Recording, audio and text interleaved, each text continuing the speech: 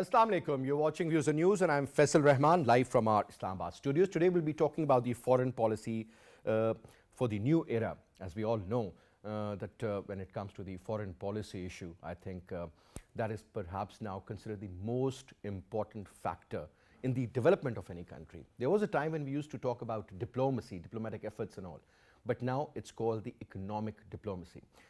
Whether the visit is about the bilateral trade or enhancing the businesses or promoting people-to-people contact, at the end of the day, it's all about investments. The recent visit of the Prime Minister to Turkey, as we all know, we have got a historical relationship with Turkey.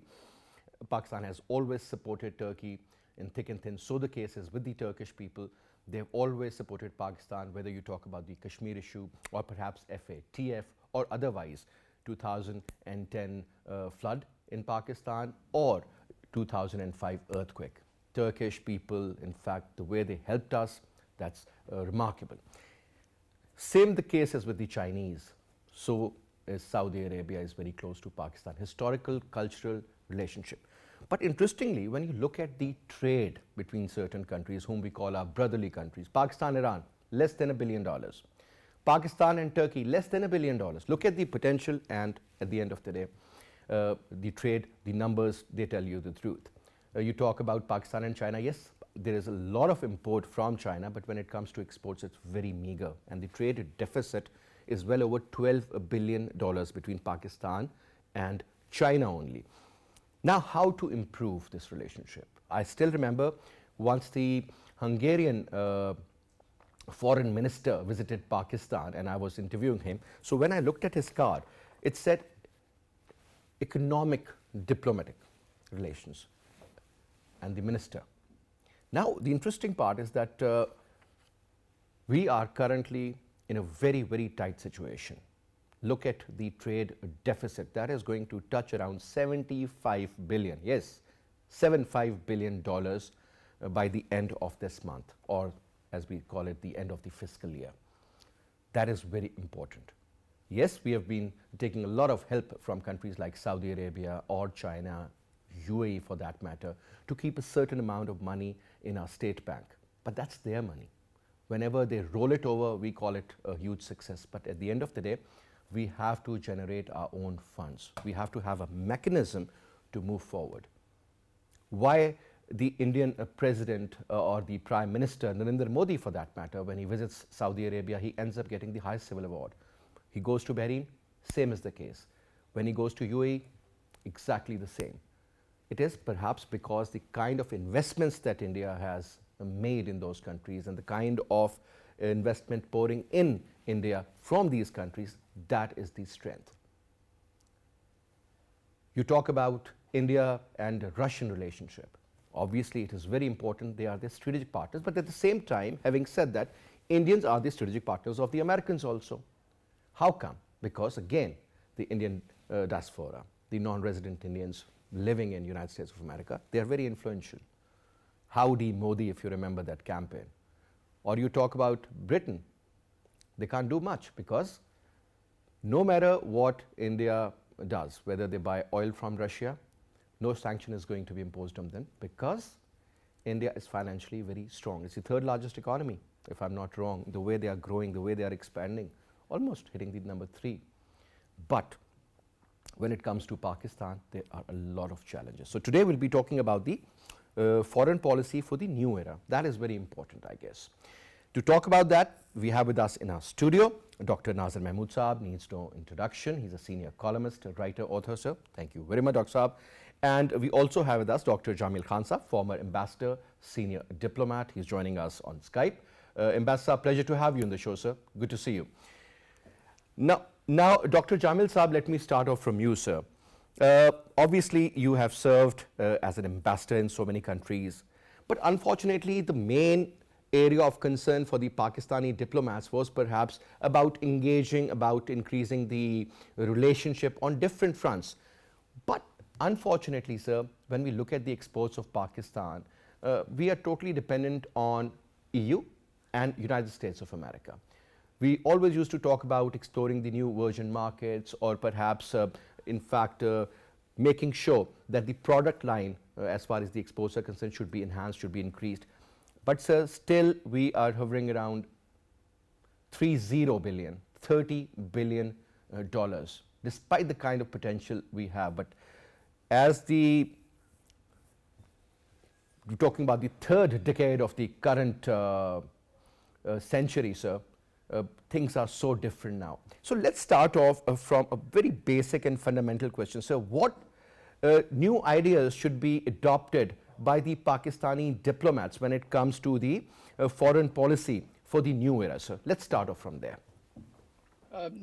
Foreign policy, in fact, is as strong as your own internal policies of the country. And if you have that much of resources or that much of goods and services to export, then your missions abroad, they are in a position to market that. But I must admit one thing, that Pakistan started thinking about economic diplomacy slightly at the later stage, once most of the countries of the world, they had already started doing it. We were still busy in our traditional diplomacy, and economic diplomacy was not really as big an importance. But lately, last about 7, 8, 9 years, they started propelling this. And in that context, the new initiative which our Foreign Office has taken is the African continent. And I'm coming on the GCC, and I'm coming on the other part of the parts of the world where our trade and our the trade volume is so low. And if it is at all, there is any bilateral volume, which is, as you said, 1 billion, approximately 1 billion Turkey. And that is also goes in the negative. We are in the negative trade with these countries. But first, let me attempt to say that the Foreign Office has taken a new initiative of increasing the number of ambassadors and number of countries. Now it is being covered by about 20 countries. Few years ago, there were not even 8 ambassadors in the entire African continent. More importantly, the Foreign Office now has started appointing the Honorary Council. And by the way, Honorary Council, if they are appointed properly, they are our economic diplomacy. They are the people, they can do our economic diplomacy or loss. Mostly they are picked up from the business community of those respective countries. So this is one example of Foreign Office taking a new initiative, a new direction, starting from the African continent. And Okay. now the Foreign Office is also thinking to invite all the consul generals, which are the nation of those countries, and they are having that kind of a stature which could help us in our trade and commerce in those countries. So they are thinking of having a convention, yearly convention, inviting them, and they spend their own money. They are quite well off to spend their own money and happy to come and attend those conferences and meetings. So they would be coming. They'll be meeting up with our business people and the BCCI and our trade and industry. All these forums, they would be able to at least interact with them. So these are the new planning, and some of it has already been implemented. Now, the other second part, Turkey. Now, obviously, it's a very big question. Turkey, we have best of the best relations with Turkey. People to people, government to government, department to department, defense to defense. They are one of the best, rather, I would say. Turkish the president is the only privileged president which Pakistan has given honor 4 times. He has addressed the National Assembly of National our Assembly, country, yes. joint, and Joint then session, fifth yeah. time also again he's gone. So why we have not been able to? I must say that there could have been better efforts. There could have been efforts which could have met those challenges. Now, what is happening is FTA. In 2016, we could have signed the FTA. We had reached to the final negotiation, but somehow the initiative taken from our side, and we were not able to pursue it that level. One more thing I must mention here, that Turkey is the member of the custom union of European, which means that if we are able to produce that much of goods and services, uh, and if it is allowed to land in Turkey, it would have its way through to the entire Europe, because we also have a GSP plus. So with this tour, with this trip, state visit of our Prime Minister, and I was monitoring all the details which the Prime Minister and his engagement both at the state level and the business community engagement of him. Now we are hoping that the confidence which was to be restored of the investors of Turkey, that seems that Prime Minister would be able to. I have my personal experience. Once Prime Minister was Chief Minister, Mia Shahbaz Sharif, he used to visit Turkey, and he would spend about 3.5 hours in transit every time. So 6 times he had visited during my tenure as an ambassador of UAE. And every time I had the full engagements of 3.5 hours one way and 3.5 hours while coming back. Every time he would have best of the best projects, and that's why he was able to attract a fairly good volume of the investment in Punjab. Now we are hoping, as a prime minister, he would be able to attract that investment for the entire country. So he's paved the way. Why it has not happened with GCC countries? Again, GCC country, now they have gone to the level where they are going for the very high quality stuff. And are we producing those high quality stuff? Yes, we are their food basket if we produce that much of, I think that and is a we can very, very provide them valid for point, sir. security. At Uh, the um, end of the day, the competition in the international arena is cutthroat. And now when we look at the, Naazir Saab, when we look at the current situation in Pakistan, sir, number one, I think that is the most important. We always used to talk about, because we were the frontline allies as far as war on terror is concerned, so Pakistan was being hit from left, right and center. 80,000 people died because of that. Is not a joke. The kind of financial losses, according to certain estimates, 130 to 150 billion dollars. That's almost 50% of your current GDP, sir. Now, the question is that, as very rightly pointed out by the Excellency here, that now when you look at the internal issues, that is the reflection of your external policy. Looking at the number one problem at the moment, that is the political uncertainty.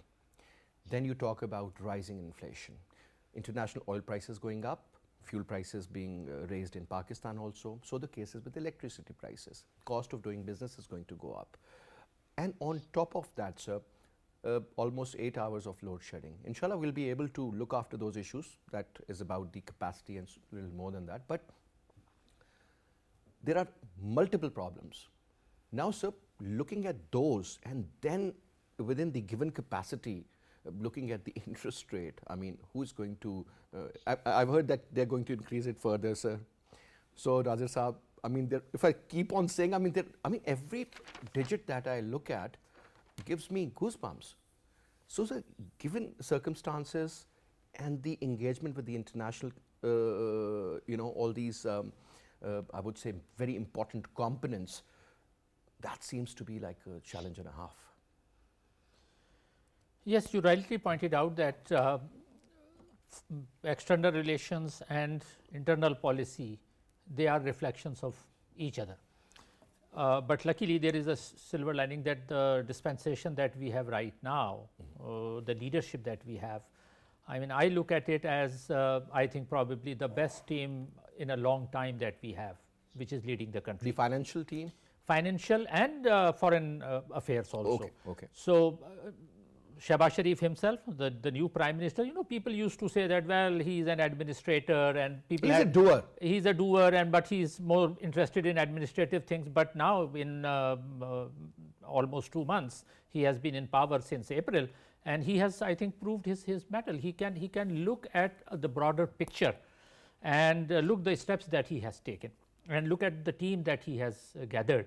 So, Shahbaz Sharif, 5 people in this, 5 or even 6 people are very important who are going to, I think, which gives me hope. Shahbaz Sharif himself, look at the steps he has taken, went to Saudi Arabia, went to Turkey. Turkey. sent Bilawal Bhutto Zardari to USA, then America. China. Of course, he is foreign minister, but without prime minister's approval, he can't go. Foreign minister has to take permission from Obviously, the prime minister. that's the SOP. So that is the SOP.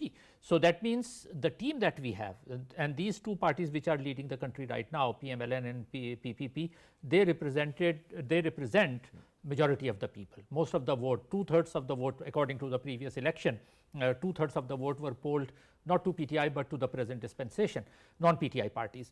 So Shehbaz Sharif himself, a highly capable person, I think.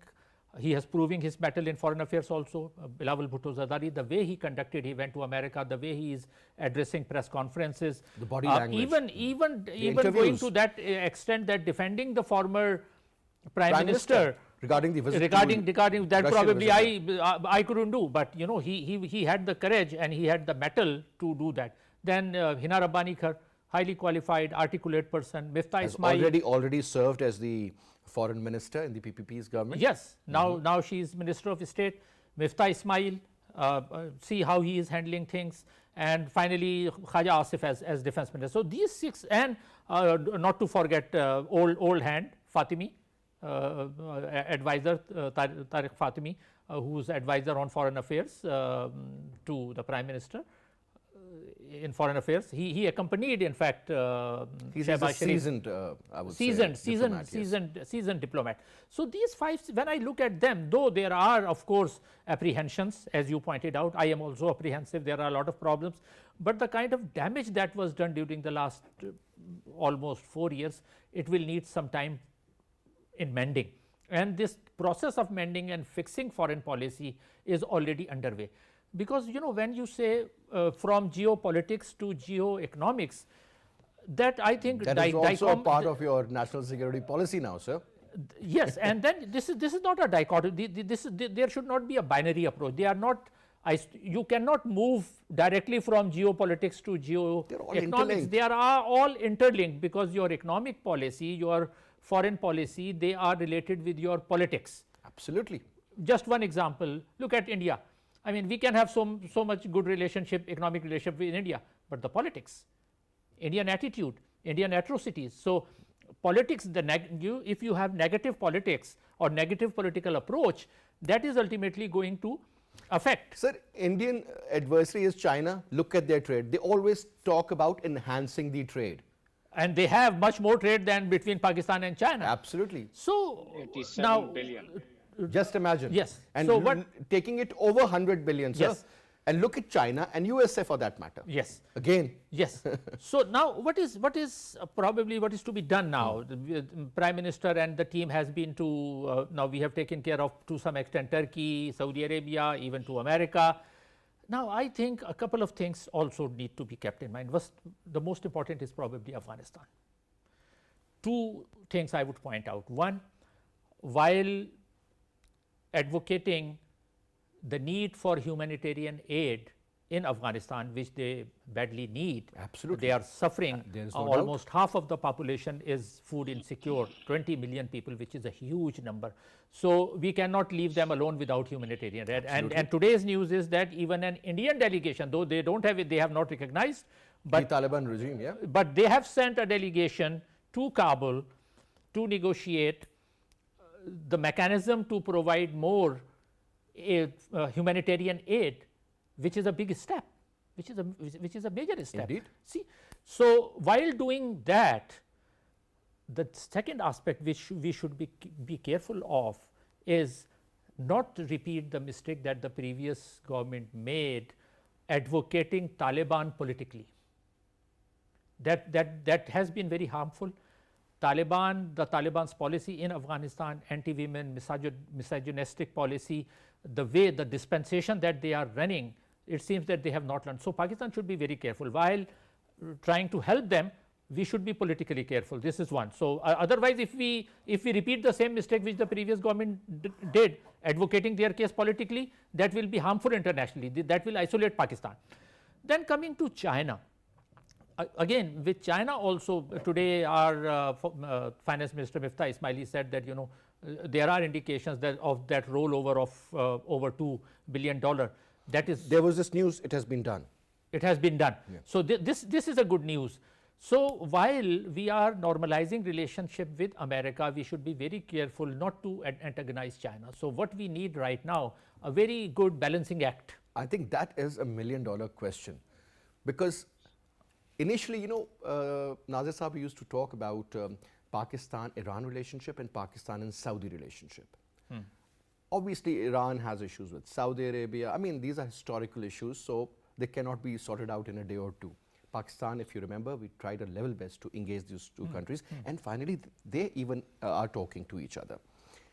But it was considered that the closer we'll get to Iran, which is our neighbor, it means we are distancing ourselves from Saudi Arabia. Now the real challenge is how to create that kind of an equilibrium, a balanced approach regarding United States of America, because sir, at the end of the day, the reality is that the United States of America is the sole superpower. Simple as that. And you cannot have political differences with them. You can't afford to, especially a country which has been so close to them. Certainly you just can't disengage. China, which is our strategic partner, no way we can leave China, because they need us and we need them more. Now this is a question, sir, let me put this one to Ambassador. Ambassador, what exactly do we need to do in order to have a great relationship with the United States of America and China at the same time, increase our bilateral trade, engage with each other diplomatically, because whether we admit or we don't, so the reality is that there is politics of blocks at the international level, sir.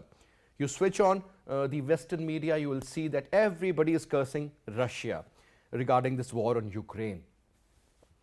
It seems that Vladimir Putin is a villain at the end of the day, but obviously he has some narrative as well. He has an approach and he feels threatened because of NATO. But sir, the whole world on one side, Russia on one, and a couple of allies of Russia. But a country like Pakistan, sir, if you remember, we can't afford to sort of, disengage diplomatically any country. So how to maintain this balance between China and United States of America, and while navigating these Sino-US confrontations, sir? Your take. Right. Why have we reached to this stage where India could have a best of the best relation with Iran and best of the best relation with Saudi Arabia? China could have best of the best relation with Iran, and China could have best of the best relation with Israel and Saudi Arabia. Now, to my understanding, the kind of dictatorship which we've been having and the disruption. Dictatorship means the disruption in foreign policy. Last about three political government, there is some consistency and some continuity. There were some knee-jerk kind of statements, but so far as the foreign policy was concerned, it was able to absorb that shock of the previous government and the chief executive. But by far, if we have the continuity and consistency, then there are here following things happen. One, that this balancing act we are talking about, so long as we blatantly do not impact and affect the interest and the national interest and the national security of China at the cost of America at the cost of China, and China at the cost of America. And that is not that difficult, because we cannot live in isolation. Our situation, both geopolitical, geoeconomic, is such that we have to really have our integration. We have to have our relations, as in the first speech of our Qaid-e-Azam Muhammad Ali Jinnah in 1947, 15th August 1947, it was emphasized that we would have a pleasant relation, a good relation with everyone and anyone.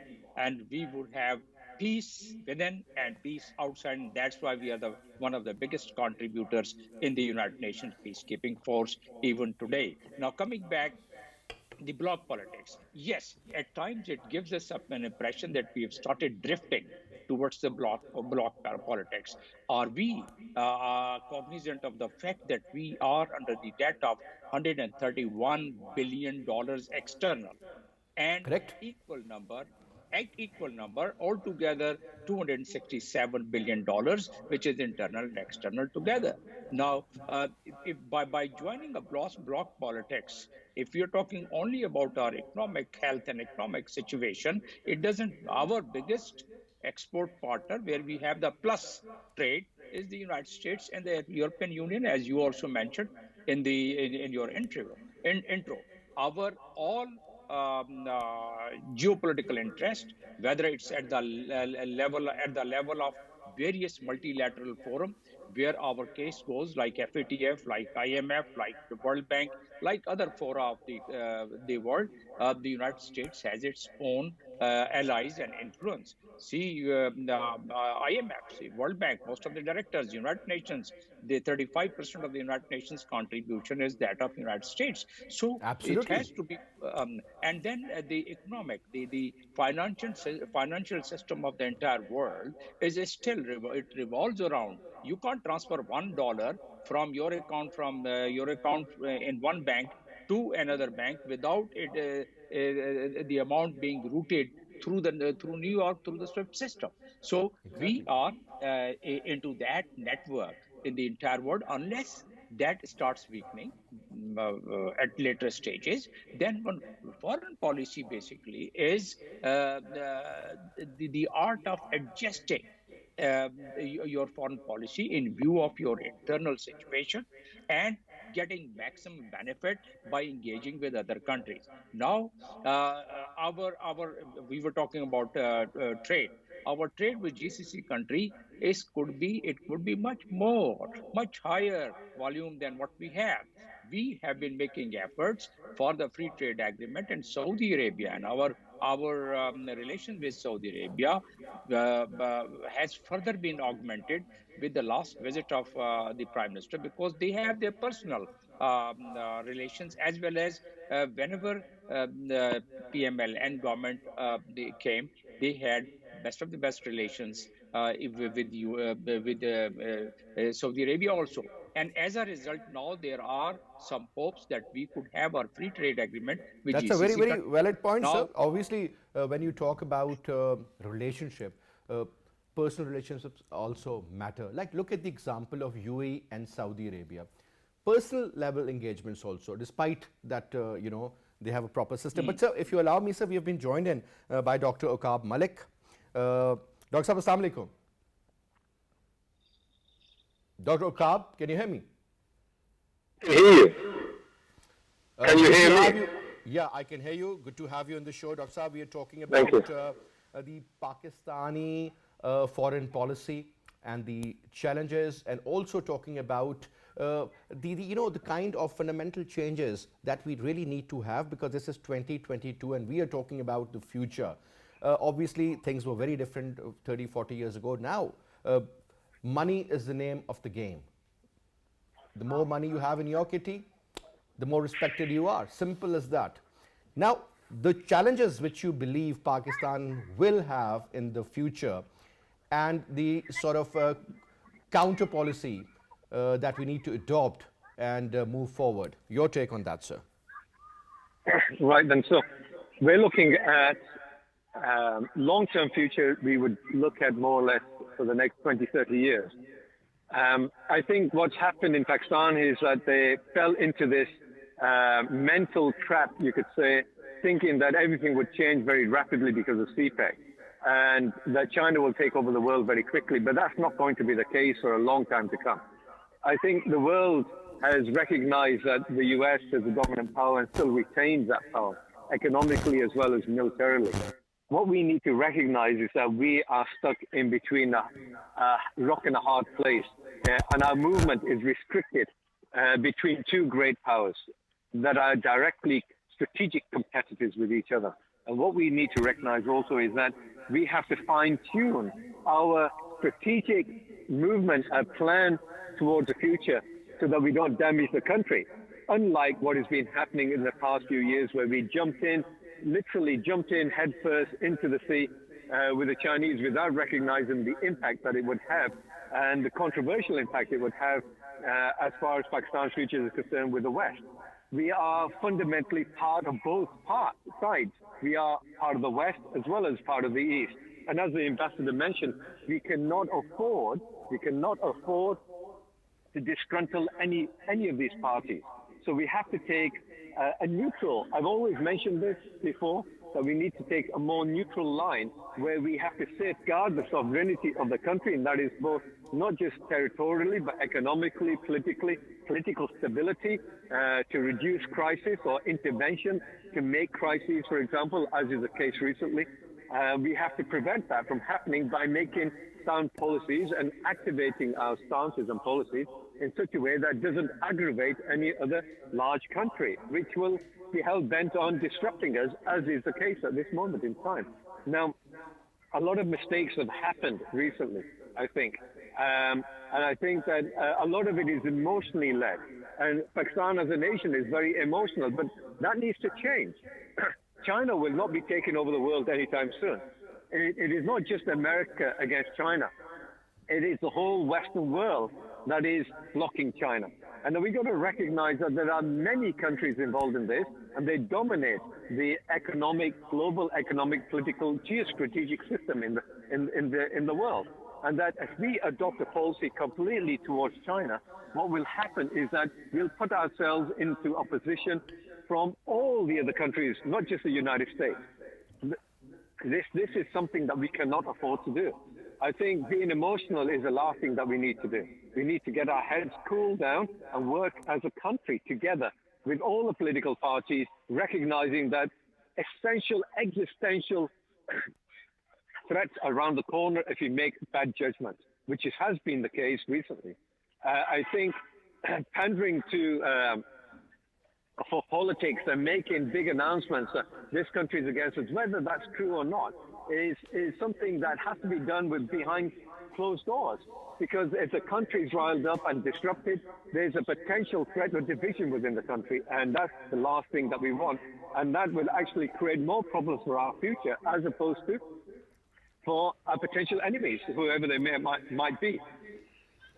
I think it's important to recognize that Pakistan is at a juncture, and it's put a lot of emphasis into the economic pact with China. I think that's very important. I don't think there is anything wrong with having economic relations with China, but also maintaining economic relations with the other countries in the West, the European Union, Australia, for example, United States and Japan. I think we need to play a balancing act. We've been playing this balancing act since the beginning of 1947. I think it's important that we become more mature in the way we act and behave towards other countries, rather than rationalize through emotional means, which is what has been the case over the past several years, in fact. Okay. This is not a rally. This is the future of the country that matters here. And I think intelligent minds must be the ones that make the policies, and not just the politicians who are hell-bent on their own pockets, really. I think very well explained, Dr. Aqab. Thank you very much, sir, for your comments. Thank you. Now, Naazir, very economic, geopolitical challenges. I mean, you absolutely were spot on when you said geoeconomics. You cannot separate it from geopolitics. They're like this. This is the name of the game. Yes. World Bank is not going to give you a single penny. And then the SWIFT system, as earlier mentioned, I mean, you can't transfer a single dollar. Just one button, and even if you're a trillionaire, your history. Simple as that. Look what is happening. Chelsea's deal, just imagine. 4.9 billion pounds, right? The man can't even have a penny. That money, they'll be additionally putting in around 2 billion, but the first 3 billion, just look at the amount that is going to go to charity, because the money or the shares, they are in a frozen account in United Kingdom. So this is what the superpowers can do to you. Yes. Well, one point that I like when Dr. Aqab was saying, being emotional. This is very important, to get out of emotions. You know, politics, economics, they have nothing to. And as he very rightly pointed out, Choice of words. Choice of words, that, you know, we as a nation, not only people but leaders, we have become emotional. Now we need to get out of those emotions, just like we should learn from Arab countries, Gulf Arab countries, Saudi Arabia, what a UAE. great example. Oh yeah. You know, there are problems. There are problems with Israel. There are problems with India, but you can't look at them emotionally. So the same with what we have not discussed up till now. In the last 5 minutes, I would like to focus on 2 more things: India and Iran. I just written that. India and Iran. I think we need, first let me talk about India. I have been saying this, that we need a fundamental shift in our policy towards India. agreed. So that, when you we know, say that, unless and until they go back to that August 6th, am I right? Which date was Yes, it? I 2, think 3 years ago. Yes. And then we'll start. They will never do that. They will never do that, and this will carry on. We have wasted 75 years, and this is going on and on. We are ready to waste another We 75 should learn, by the yes, same policy. we should learn not only from Arab countries but also from China, as you just rightly mentioned that China has border problems with India. Xi Aksai Jinping, when Chin- landed in India, I remember Modi was receiving him 2014. Yes. He said that, despite all odds, whatever issues we have in Ladakh, keep them separate. We have enough wisdom to move on. Look at Taiwan. China has problems there, but the trade goes on. Oh my God. So, and in is- that case, let me remind 20 years back when General Musharraf, well, I am against military dictatorship and I don't like what General Musharraf did, so many things I don't like. But at least one thing that he did right was initiating a process of negotiating with China, with India, and Agra. Agra, and then opening trade, opening various points of entry. So that helped a lot. And those 10 years, from 2000 to 2008, or unless that attack happened in 2008, before that, it was overall under Musharraf's period, it was moving fast and Even good. prior to that, the parliament attack, they handled it well diplomatically. Yes. You talk about the Mumbai attack you're talking Yes, about, yes. handled well again. Yes. Despite that everybody was pointing fingers towards Pakistan, documentaries were being made, fake movies, fake ideas were floated. Yeah? So, whatever is happening right now, we need a fundamental change, and that means that leave political differences on one side. We keep talking about Kashmir if we like, we keep talking about their atrocities, but at the same time, trade relations should start, economic relations should start. We are talking about markets. Which market can be more than 1.4 billion people in India? Imagine. The whole world is looking at them, and we are not being the neighbors. And we are in between, the problem, the same with Afghanistan, from Kabul to Calcutta, the world wants an open trade so that it can go further to Central Asia and other countries.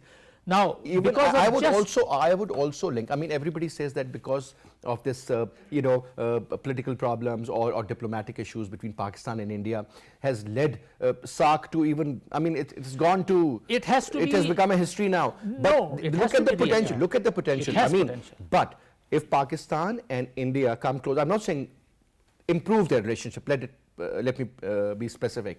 They improve their diplomatic relationship, sir. I am sure Afghanistan problem is going to be half solved. Exactly. When we open trade from Kabul to Calcutta, it is going to Central Asia straight. The TAPI is stalled. Russia can be a guarantor in that. Russia can be guaranteed from Iran to India, that is IPI. stalled. Yes. So, once we change our basics, fundamental change, this is not cosmetic change, fundamental change is needed, and when that fundamental change takes place and if we improved our relation with India, economic relations, if not political, then secondly I will talk about Iran also. With Iran also we have had topsy-turvy Always, ride. unfortunately. Yes. So, the good thing is that again this is latest yesterday and today. So the president was in Pakistan, and instead of Rouhani being in Pakistan becoming the headline, you know what was the headline? Yes, Yes. Kulbhushan Yes. Yadav's And case. I had a word with few Yes. of their journalists, and Yes. they said that even the president is not happy with all this. Yes, but Simple. the good I'm thing being is that honest. now today we have signed another agreement with Iran. If you are familiar, the 5 agreements have been signed in Zahedan about opening more border points with Iran. But the point is that Pakistan has just rice and cotton to import to Iran. Export to Iran. Export to Iran. $1.2 billion worth of rice was once exported about 10-15 years ago. Yes, Imagine. but it has gone down. So now we But need, total just like we bilateral are, is less than 500 million, sir. we are talking about improving trade with Turkey. It can't happen unless until it goes through Iran. until it Exactly. goes there. So this about this whole region, we need some fundamental change rather than focusing on Approach. You need to change your approach. We need to change approach, and all state institutions should come together. As This the political leadership earlier alone mentioned cannot about do the it. Chinese wisdom, I think. Yes, that has and to come no into play. sabotage. When a political leadership makes efforts, no sabotage. Just like in 1989 when Benazir Bhutto tried to initiate that, there was a backlash. Exactly 10 years later when Vajpayee came, this is from 89 to 99. Again, there was backlash. So when political leadership tries to normalize relationship, it should not be sabotage, it should be supported. That is my point. Ambassador Saab, I'll share a very good example. 1999, Vajpayee's visit to Pakistan, Lahore Declaration, right, sir? Because everybody was glued to the television screens, and at that time it was just PTV. I remember recently I was reading an article written by one of the Indian film producer who's a very big critic of Pakistan, and he said, my movie, I'm forgetting the name of the movie, he said about particular movie was about to be launched, and then the censor board came in and it said, listen, since Mr. Vajpayee is on a very important visit to Pakistan, this movie cannot be released in this particular form. Either you edit it or it will not be released. He said that, I had to do so much of editing and it got delayed as well. But because, so that I think sense also prevailed in India at that time. Let's not be spoilers. But now, sir, I'll give you another example. I was listening to the Indian ambassador in the United Nations regarding that issue when the war broke out between Russia and Ukraine. Sir, the choice of words, I said, salute to you, sir, because such a beautifully written and the way he expressed, amazing. But I'm not going to say that, maybe this absolutely not might sound great to the domestic consumption, to our people, but sir, at the international level, you can't say no, you can't say yes, you have to play between the lines. This is what, we always use this word, this man is he's a diplomat, I'm sorry to say, the diplomat is the right man actually. So your take. On a lighter note. Basically, you don't go to the point of no return. If you use the word like absolutely not, then you are at the point of no return. In diplomacy, you always keep the door open. You always keep the door open. And in diplomacy, the goals are not achieved by knee-jerk statements or by using the words which are not really used in the diplomatic communication. So that is one very, very, very important thing, and that's where we've been having a little difficulty past couple of years because of the choice of words. And now, in order to repair, for example, you were talking about the SARC. We're totally isolated in SARC, because we have not really worked.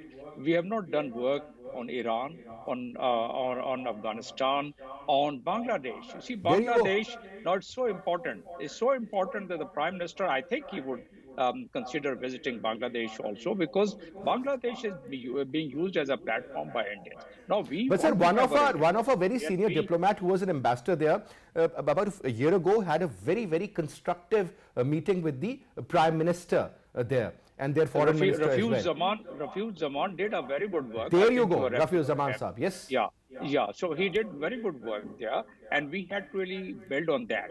Now at that level, what you mentioned about Bilawal Bhutto Zardari and his statements, those were the statements which really demonstrates the statements from a foreign minister, or for that matter, diplomatic language, defending our country.